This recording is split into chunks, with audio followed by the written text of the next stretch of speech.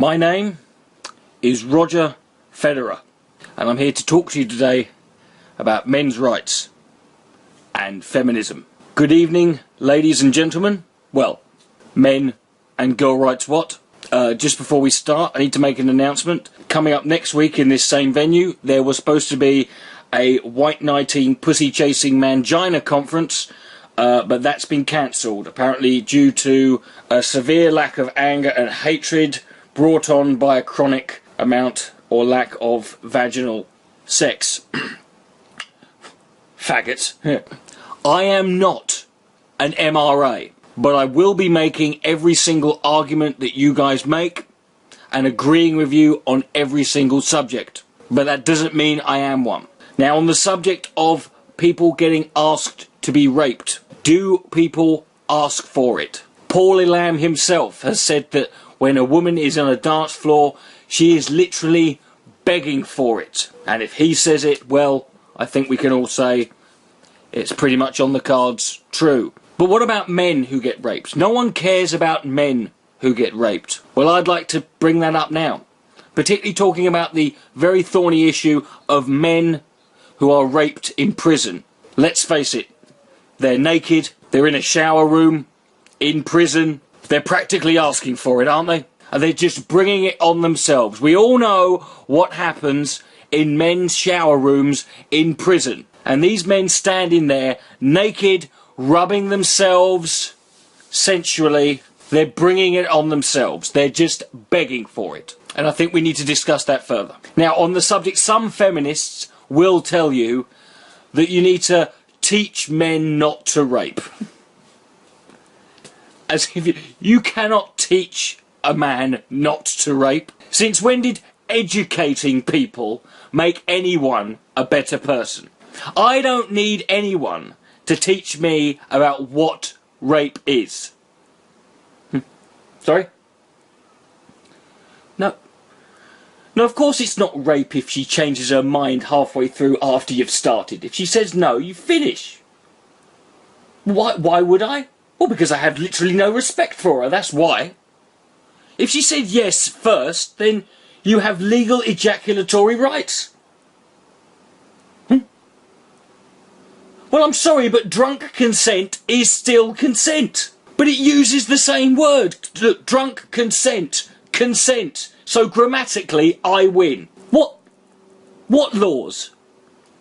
When did the law suddenly decide that being drunk meant you can have a negatively affect your ability to make a decision? Well, that's just political correct. It's gone mad. It's bullshit, as far as I'm concerned. Yes.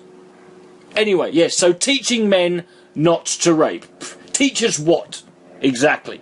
And on the subject of this, the feminist argument of Schrodinger's rapist, saying that women should treat all men as potential rapists. Well, this is just blatant misandry. This is just blatant sexism to assume that any man you meet is a potential rapist. However, conversely, we should look at what the women do. What should the woman's responsibility be? It's a well-known scientific fact that short skirt plus alcohol equals rape. That is a fact. Rape is statistically, I think, 98.3% times less likely to happen if you dress down and drink moderately.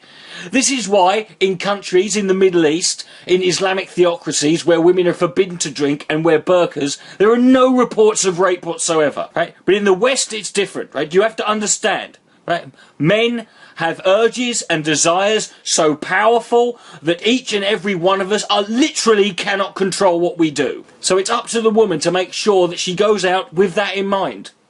But don't you dare say that all men are potential rapists, you gynocratic minge Nazi. And why do women always want to date men who are total arseholes? Nice guys always get pushed to the side and ignored. Seriously, I'm a genuinely nice, polite, decent guy.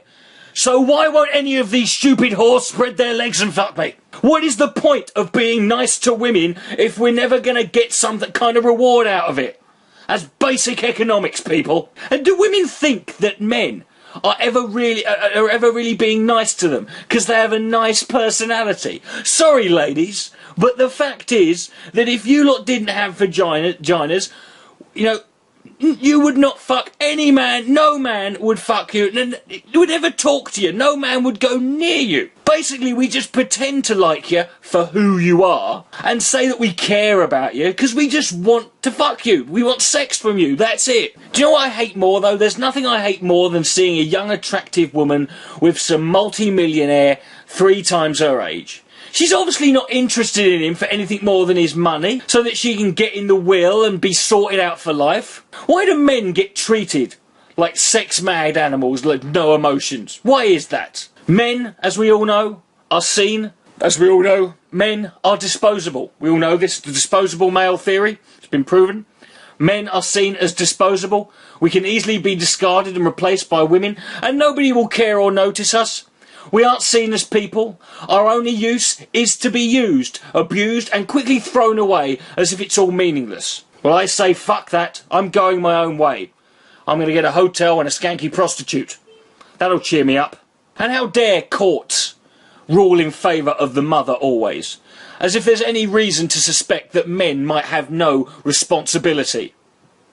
Which is why we need to bring in financial abortion, so that men can quickly and for no reason whatsoever and with no notice quickly cut off all their responsibilities of child support. That'll show them that we're responsible. Speaking of men going their own way, I used to be a MGTOW, a member of Men Going Their Own Way, but I'm decided to go my own way from Men Going Their Own Way. Men Going Their Own Way. It's a new group. It's called Men Going Their Own Way. On my own. Quite a lot. Now I have a sore hand. It's called MGTOWOMOQALIHASH. You want to figure out how to pronounce that? And apparently there's this big fuss over the fact that there was a survey done of MRAs on the internet. Well, the only place you can find us. And it said, if you saw a woman getting raped in an alleyway, would you help?